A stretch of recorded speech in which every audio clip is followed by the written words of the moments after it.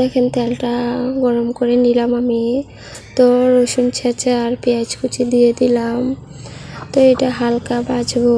আমি সবসময় সব তরকারি পেঁয়াজ কুচি বলেন রসুন ছেঁচা বলেন হালকাই ভাজি, বাদামি কালার করি না। আমার কাছে জানি না কেন ভালো লাগে না, তার জন্য আর কি। আসসালামু আলাইকুম আপুরা ভাইয়ারা, কেমন আছেন? আমিও আল্লাহর রহমতে ভালো আছি। প্রতিদিনের মতো আজও চলে আসলাম শাশুড়ি বৌমার ব্লগ নিয়ে। তো এই যে এদিকে দেখেন হালকা ভাজা করে ঝোল দিয়ে দিলাম, আর 2 চামচ হলুদ গুঁড়া দিয়ে দিলাম, আর 2 চামচ মরিচ গুঁড়া দিব, আর স্বাদ মতো লবণ।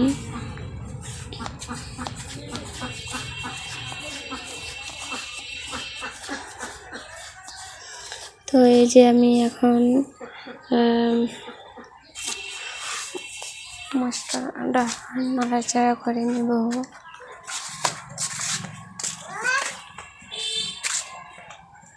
তো এটাতে আমি সিদ্ধ শুটকি দিয়ে দিব।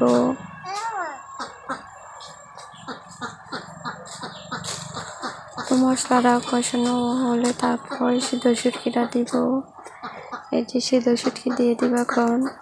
তো এখন আর একটু ঝোল দিব, এটা কষানো হলে যেন কাঁটাটা এমনিতে উঠে আসে।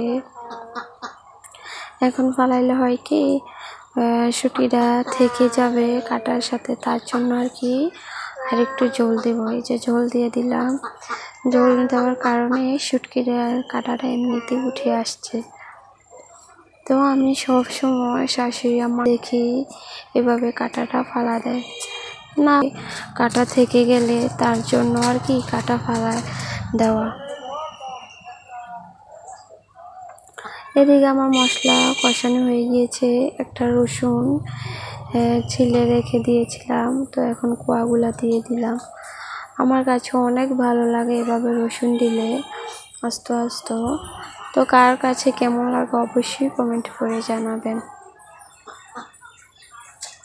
তো এই যে আমি লতিগুলা দিয়ে দিলাম। লতিগুলা না অনেক মোটা ছিল, তার জন্য আর কি কেটে নিলাম মাঝে দিয়ে। আমার শ্বশুর আব্বা বলতেছিল যে কেটে নাও যেহেতু মোটা, তো আমি কেটে নিলাম। তো এখন আমি ঢাকনা দিয়ে ঢেকে দেব।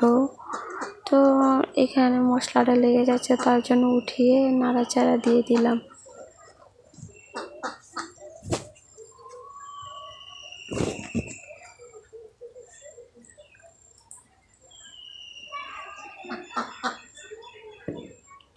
তো এই লতিটা অনেকে হাফ সিদ্ধ করে নেয়, তো আমি এটা করলাম না, আমি আমার মতোই রান্না করলাম। কে আমার মতো রান্না করেন অবশ্যই কমেন্ট করে জানাবেন। তো এই যে আমার কষানো হয়ে গিয়েছে, এখন পরিমাণ মতো পানি দিয়ে দিলাম যেন লতিটা সিদ্ধ হয়।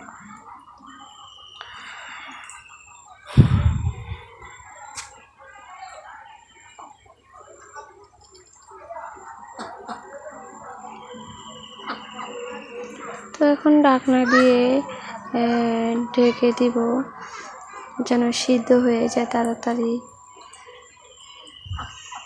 তো গ্যাসের চুলায় রান্না করলে অত ঝামেলা হয় না, সব রান্নায় দেখানো যায়। তো ঢাকনা দিয়ে রেখে দিলাম। এদিকে দেখেন আমার শিফা মাকে রুমে নিয়ে গেছি খাবার খাওয়ানোর জন্য। এসে দেখি জল পুরাই শুকিয়ে গিয়েছে, তো কোনো সমস্যা হয়নি। আমার লতিও সিদ্ধ হয়ে গিয়েছে, এদিকে লেগে যায় নাই। তো কার কার আমার রান্না ভালো লেগেছে অবশ্যই কমেন্ট করে জানাবেন। আর যদি ভিডিওটি ভালো লাগে লাইক কমেন্ট শেয়ার করে দিবেন। ইউটিউব চ্যানেল থেকে নতুন যারা দেখছেন অবশ্যই সাবস্ক্রাইব করে পাশে থাকবেন। আর পুরাতন আপু ভাইদেরকে অসংখ্য ধন্যবাদ। যদি ফেসবুক পেজ থেকে দেখে থাকেন ফলো দিয়ে পাশে থাকবেন। তো আজকের রান্না এ পর্যন্তই। আল্লাহ হাফেজ।